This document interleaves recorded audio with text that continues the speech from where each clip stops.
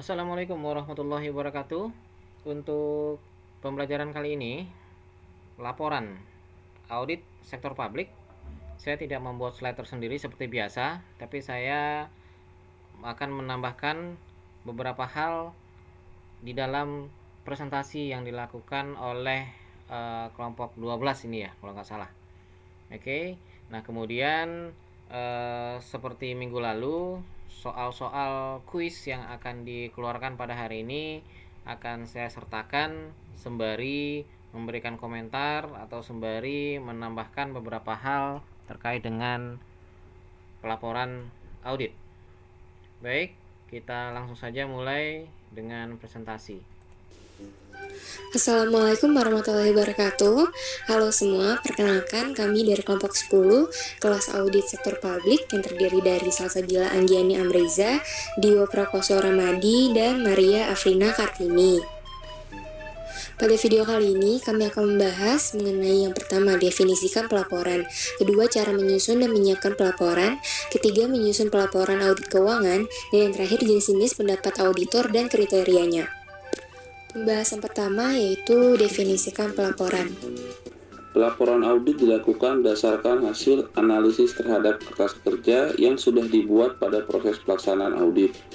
Informasi yang diperoleh dari analisis hasil audit kemudian disusun menjadi laporan audit dan laporan hasil pemeriksaan.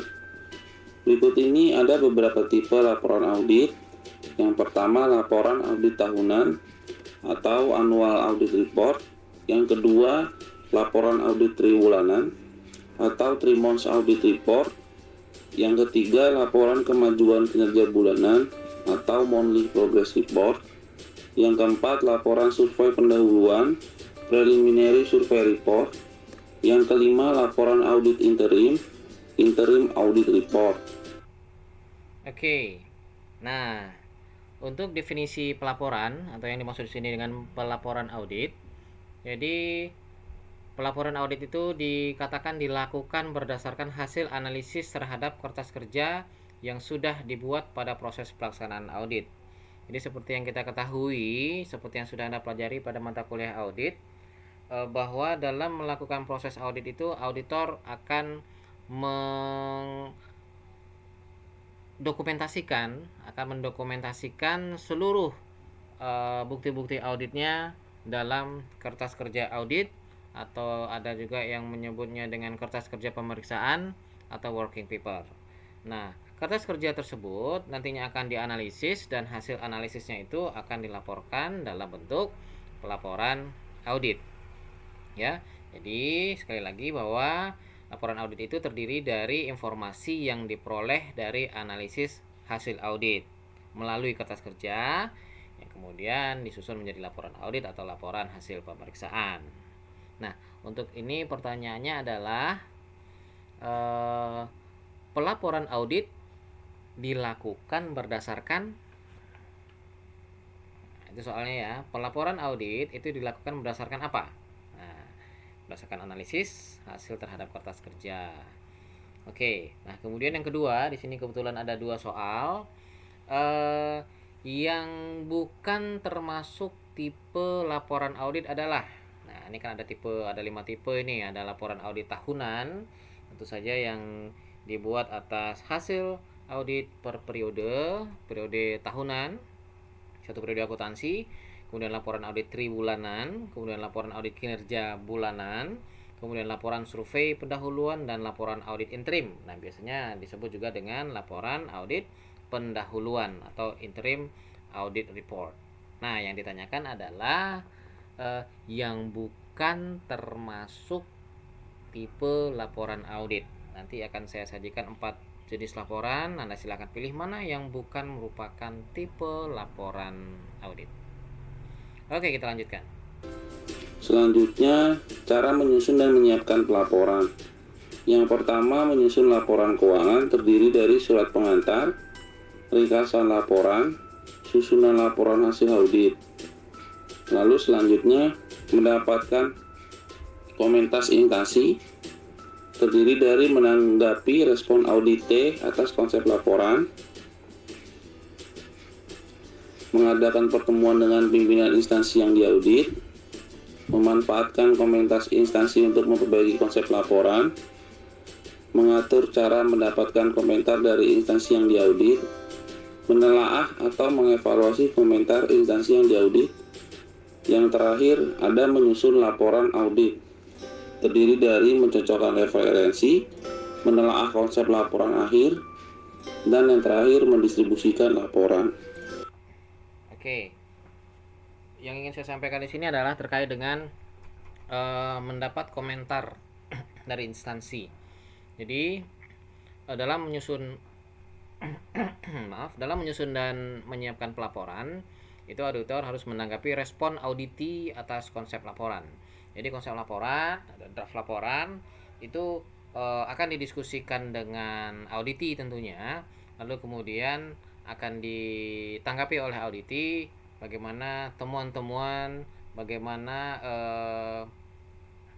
dokumen-dokumen atau bukti-bukti audit yang sudah dikumpulkan oleh auditor. Jadi ini akan didiskusikan. Nah, yang didiskusikan ini adalah tentunya bersama dengan pimpinan instansi yang bersangkutan. Kenapa harus dengan pimpinan? Karena ketika ada kelemahan-kelemahan SPI yang disampaikan beserta saran-saran perbaikannya, maka pihak yang kompeten atau pihak yang bisa memiliki atau melakukan tindak lanjut atas saran tersebut tentu adalah orang-orang yang memiliki wewenang untuk mengatur, memiliki wewenang untuk melaksanakan prosedur, yang memiliki wewenang untuk melakukan perbaikan. Nah, tentu ini adalah ranahnya para pimpinan.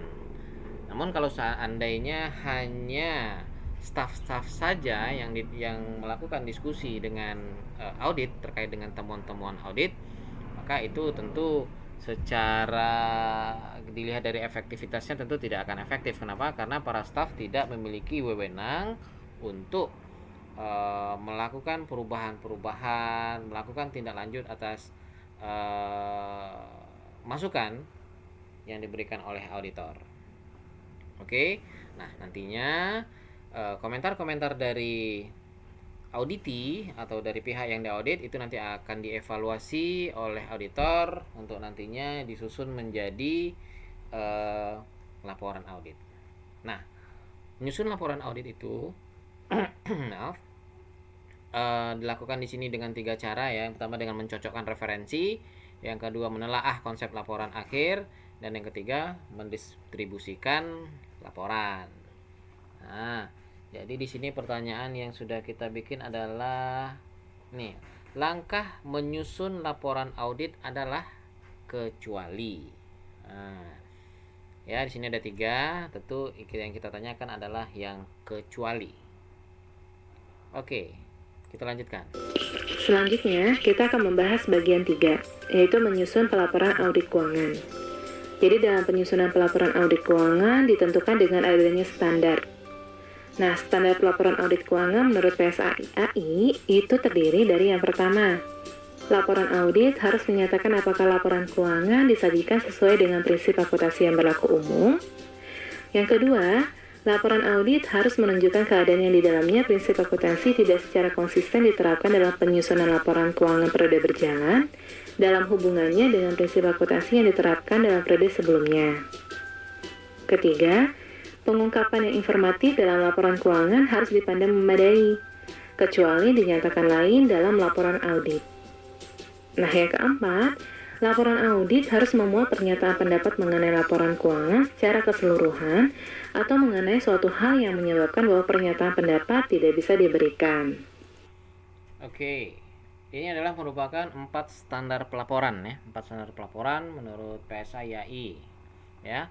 Nah, standar yang pertama itu bahwa laporan audit harus menyatakan apakah laporan keuangan disajikan sesuai dengan prinsip akuntansi yang berlaku umum atau tidak. Nah, kalau dalam kaitannya dengan sektor publik, kalau dalam stressing ini adalah pemerintahan, maka harus diungkapkan dalam laporan itu apakah laporannya sudah sesuai dengan prinsip akuntansi pemerintahan atau standar akuntansi pemerintahan. Nah, yang kedua, standar pelaporan adalah bahwa laporan audit itu harus menunjukkan adanya ketidakkonsistenan penerapan. ya dalam laporan keuangan auditi. Jadi maksudnya adalah ketika auditi itu ada ketidakkonsistenan dalam penerapan metode. Misalnya yang paling gampang deh, misalnya metode penyusutan. Nah, tahun sebelumnya menerapkan metode penyusutan double decline method misalnya. Lalu tahun sekarang menggunakan atau periode berjalan menggunakan strike line method. Itu kan berubah itu. Ya. Nah, itu harus diungkapkan. Ya. Oke. Kemudian pengungkapan yang informatif dalam laporan keuangan harus dipandang memadai kecuali dinyatakan lain dalam laporan audit. Ya, segala hal yang bersifat informatif itu disampaikan dalam laporan keuangan. Ya. Kan dalam laporan keuangan tentu saja ada yang namanya catatan atas laporan keuangan. Kemudian yang keempat adalah laporan audit harus memuat pernyataan pendapat mengenai laporan keuangan secara keseluruhan. Artinya, dalam laporan audit harus dinyatakan opini auditor terkait dengan laporan keuangan tersebut setelah diperiksa oleh auditor tentunya. Ya, apakah opininya yang diberikan wajar tanpa pengecualian, apakah wajar dengan pengecualian, apakah tidak wajar atau tidak memberikan pendapat. Oke, kita lanjut dulu. Dalam penyusunan pelaporan audit, di sini terdapat adanya unsur-unsur dalam penyusunan laporan audit dalam bentuk baku. Yang pertama, adanya judul laporan, di mana judul laporan ini suatu judul yang memuat kata independen. Kedua, adanya alamat laporan. Ini pihak yang dituju oleh auditor, jadi ditujukan kepada Dewan Komisaris dan Dewan Direksi atau sesuai dengan kontrak. Yang ketiga, adanya paragraf pendahuluan, di mana dalam paragraf pendahuluan adanya suatu pernyataan bahwa laporan keuangan yang disebutkan dalam laporan auditor telah diaudit oleh auditor. Suatu pernyataan bahwa laporan keuangan adalah tanggung jawab manajemen perusahaan dan tanggung jawab auditor terletak pada pernyataan pendapat atas laporan keuangan berdasarkan atas auditnya. Kemudian di sini pun ada unsur paragraf skop pemeriksaan, di mana paragraf skop yaitu ruang lingkup pekerjaan yang dilakukan oleh seorang auditor. Nah, ini apa aja yang termasuk paragraf skop itu? Yang dimana pertama ada suatu pernyataan bahwa audit dilaksanakan berdasarkan standar auditing yang ditetapkan Ikatan Akuntan Indonesia. Kedua, adanya suatu pernyataan bahwa standar auditing tersebut mengharuskan auditor merencanakan dan melaksanakan auditnya agar memperoleh keyakinan memadai bahwa laporan keuangan bebas dari salah saji material. Ketiga, suatu pernyataan bahwa audit meliputi di mana adanya pemeriksaan atau examination atas dasar pengujian, bukti-bukti yang mendukung jumlah-jumlah dan pengungkapan dalam laporan keuangan. Kemudian di sini adanya penentuan prinsip akuntansi yang digunakan dan estimasi-estimasi signifikan yang dibuat manajemen. Dan yang terakhir adalah penilaian penyajian laporan keuangan secara keseluruhan. Nah, yang terakhir di sini adanya suatu pernyataan bahwa auditor yakin bahwa audit yang dilaksanakan memberikan dasar memadai untuk memberikan pendapat. Kemudian adanya unsur paragraf pendapat dari akuntan atau auditor. Jadi ini berisikan suatu pendapat mengenai apakah laporan keuangan menyajikan secara wajar dalam semua hal yang material, posisi keuangan perusahaan pada tanggal neraca dan hasil usaha, dan arus kas untuk periode yang berakhir pada tanggal tersebut sesuai dengan prinsip akuntansi yang berlaku umum di Indonesia. Jadi diberikan contohnya seperti ini. Jadi menurut kami laporan keuangan yang kami sebut di atas menyajikan secara wajar dalam semua hal yang material, posisi keuangan misalnya PT ABC tanggal 31 Desember 2018 dan 2019 dan hasil usaha serta arus kas untuk tahun yang berakhir pada tanggal-tanggal tersebut sesuai dengan prinsip akuntansi yang berlaku umum di Indonesia. Nah, kemudian adanya nama KAP atau Kantor Akuntan Publik. Jadi ini berisikan adanya tanda tangan, nama rekam, nomor izin akuntan publik, nomor izin kantor akuntan publik. Nah, yang terakhir adanya tanggal laporan audit. Jadi di mana ini berisikan tanggal terakhir kapan auditor telah selesai melakukan audit. Oke, nah dalam hal ini adalah merupakan pelaporan audit bentuk baku, ya. daftar atau penyusunan laporan audit bentuk baku, yang ini biasanya digunakan oleh private, ya, pada ranah private, yaitu ada judul pelaporan, alamat laporan, paragraf pendahuluan, paragraf ruang lingkup pemeriksaan, pendapat auditor, nama kantor akuntan publik, dan tanggal laporan audit, ya. Namun ini tidak jauh berbeda dengan audit pada sektor publik. Cuman dalam audit sektor publik ada beberapa beberapa tambahan dalam standar pelaporan. Ada tambahan, yaitu misalnya standar pelaporan tambahan pertama itu adalah pelaporan tentang kepatuhan tentang standar akuntansi pemerintahan. Kemudian standar pelaporan tambahan yang kedua adalah terkait dengan pelaporan tentang kepatuhan terhadap peraturan perundang-undangan dan pengendalian internal. Kemudian standar pelaporan tambahan yang ketiga adalah terkait dengan informasi istimewa dan rahasia. Dan standar pelaporan tambahan yang keempat adalah terkait dengan distribusi laporan audit. Ya. Nah, makanya tadi di sini disampaikan adanya nama kantor akuntan publik. Ya, kenapa? Karena ini adalah merupakan ranahnya private. Namun saya ulang sekali lagi, tidak jauh berbeda dengan standar laporan audit sektor publik, ya. Nah, pertanyaan yang ada di sini yang akan diajukan adalah terkait dengan judul laporan nih. Jadi kata yang perlu dimuat dalam judul laporan adalah, ya, saya ulangi, kata yang perlu dimuat dalam judul laporan adalah, ini yang penting nih dibuat dalam judul laporan, ya. Oke, kalau lupa silakan Anda replay lagi. Kemudian ada alamat laporan, kemudian paragraf pendahuluan. Nah, di sini pertanyaannya adalah, dalam paragraf pendahuluan ada suatu pernyataan bahwa tanggung jawab auditor itu adalah pada. Saya ulangi lagi, dalam paragraf pendahuluan ada suatu pernyataan bahwa tanggung jawab auditor adalah pada. Pada siapa? Nah, pertanyaan ini diajukan untuk menekankan kepada Anda batas-batas tanggung jawab. Nah, jadi tujuan dari pertanyaan ini adalah, maksud dari pertanyaan ini adalah, tanggung jawab auditor itu sebatas apa?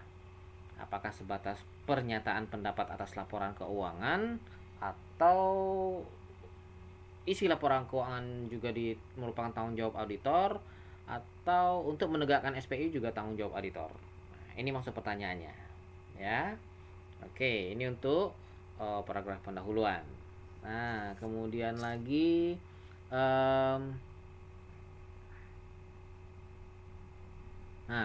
untuk paragraf skop pemeriksaan nih, jika laporan keuangan telah disajikan dan diungkapkan secara wajar dan cukup, ada soal yang terkait dengan skop pemeriksaan adalah, salah satu pernyataan yang ditujukan dalam paragraf skop atau ruang lingkup pemeriksaan adalah bahwa, ya, saya ulangi, salah satu pernyataan yang dituangkan, bukan ditujukan, salah satu pernyataan yang dituangkan dalam paragraf skop pemeriksaan adalah bahwa apa? Audit sudah dilaksanakan berdasarkan dengan standar auditing dan seterusnya. Ya. Jadi dalam skop pemeriksaan ini ada suatu pernyataan. Apa pernyataannya? Nah, itulah inti atau tujuan dari pertanyaan ini. Kemudian ketika auditor yakin bahwa audit dilaksanakan telah memberikan keyakinan yang memadai untuk memberikan pendapat, itu ada di bagian mana? Nah, ya. Jadi auditor itu yakin bahwa audit yang dilaksanakan itu sudah mampu memberikan keyakinan yang memadai untuk memberikan pendapat. Nah, itu ada di bagian paragraf skop pemeriksaan. Oke. Lanjut ke opini audit kalau nggak salah. Selanjutnya adalah pembahasan keempat, yaitu mengenai jenis-jenis pendapat auditor dan kriterianya. Opini merupakan pernyataan profesional pemeriksa mengenai kewajaran informasi keuangan yang disajikan dalam laporan keuangan yang didasarkan pada kriteria 1. Kesesuaian dengan standar akuntansi pemerintah, Kedua, kecukupan pengungkapan atau adequate disclosure. Yang ketiga, kepatuhan terhadap peraturan perundang-undangan. Yang keempat adalah efektivitas sistem pengendalian intern. Oke. Saya stressingnya keempat pendapat auditor ya, atau opini auditor, wajar tanpa pengecualian, wajar dengan pengecualian, tidak memberikan pendapat, dan tidak wajar. Nah, kriteria-kriteria tersebut atau kriteria-kriteria yang dipertimbangkan oleh auditor dalam memberikan pendapat adalah yang pertama, kesesuaian dengan standar akuntansi pemerintahan. Lalu adanya kecukupan pengungkapan. Lalu kepatuhan terhadap peraturan perundang-undangan dan efektivitas sistem pengendalian internal. 4 ini menjadi pertimbangan atau dasar dalam memberikan opini audit. Nah, pertanyaan kuisnya adalah yang bukan merupakan kriteria dalam memberikan opini ya, yang bukan memberikan. Ya. Oke, yang bukan merupakan kriteria. Jadi artinya yang di luar ini tentunya. Oke, lanjut.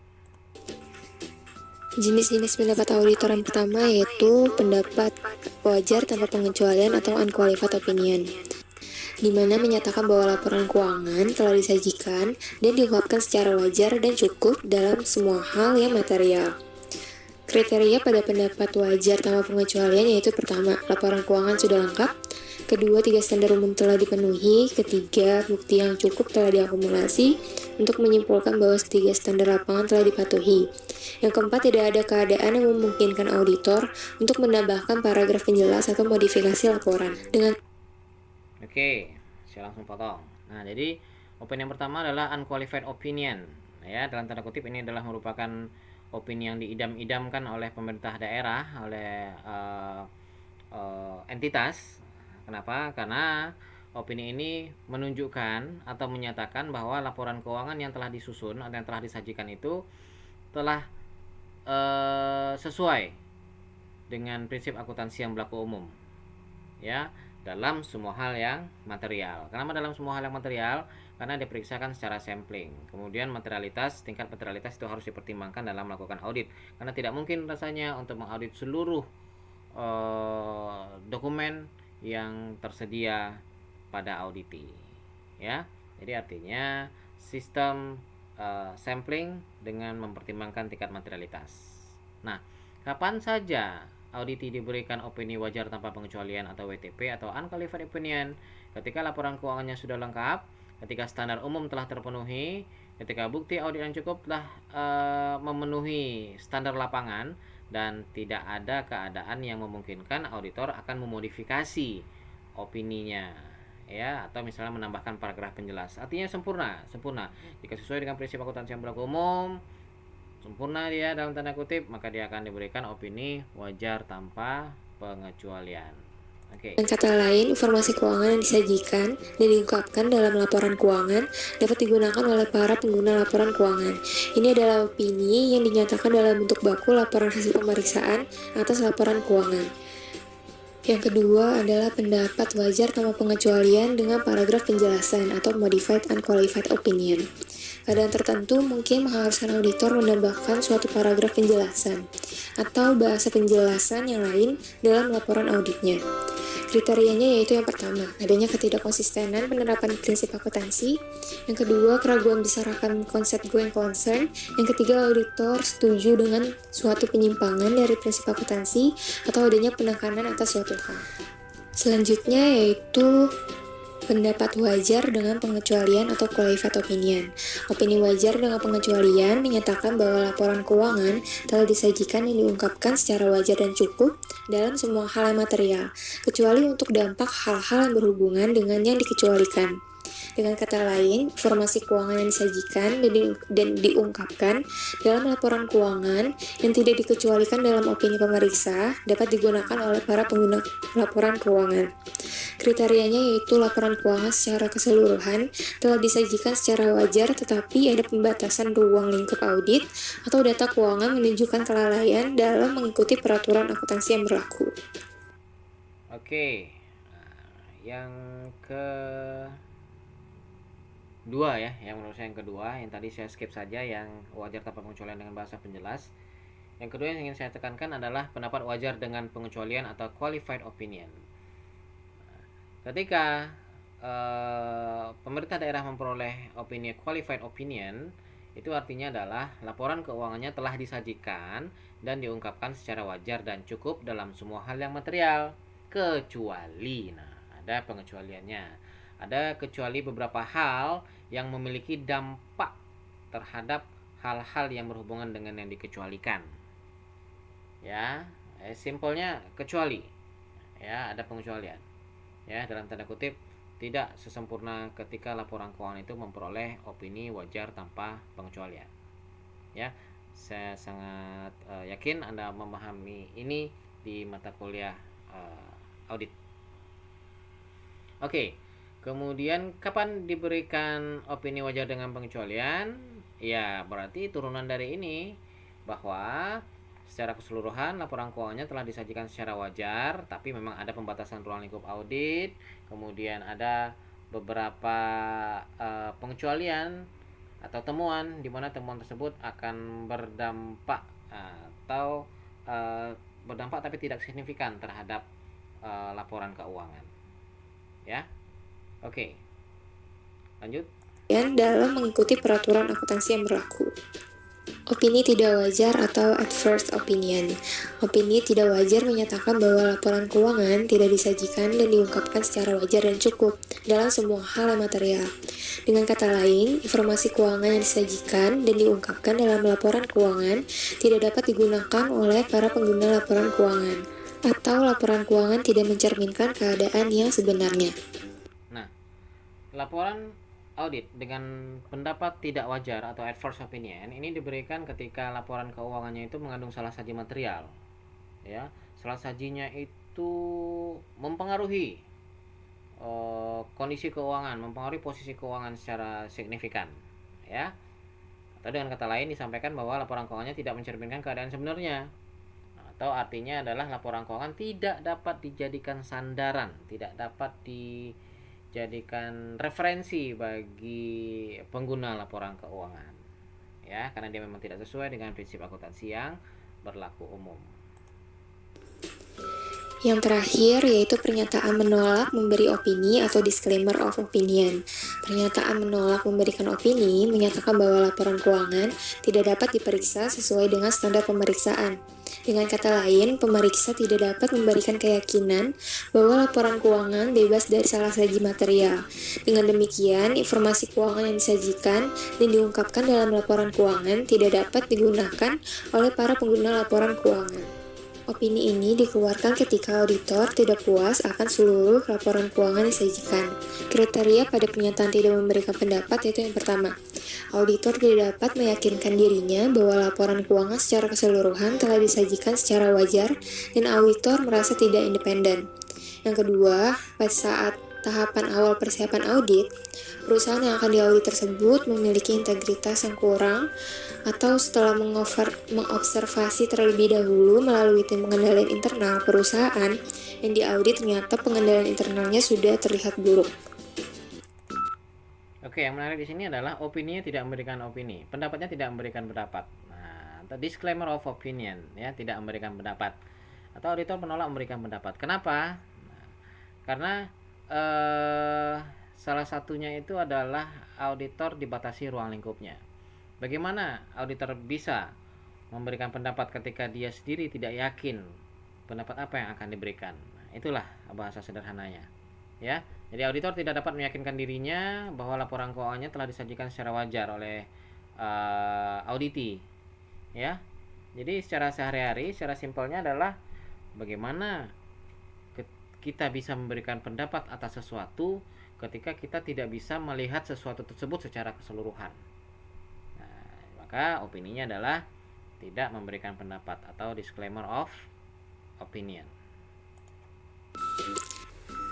Sekian video presentasi dari kami, kurang lebihnya mohon maaf dan terima kasih. Oke, demikianlah presentasi dari kelompok 12 ya, dari kelompok 12 dan beberapa stressing yang saya sampaikan beserta dengan soal-soal kuis yang akan dikeluarkan.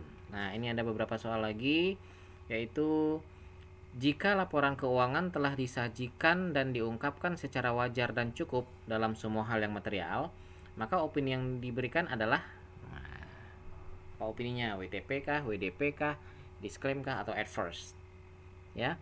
Kemudian lagi, opini audit yang diberikan jika mengandung atau jika laporan keuangan mengandung salah saji material atau dengan kata lain tidak mencerminkan keadaan yang sebenarnya, apa opininya?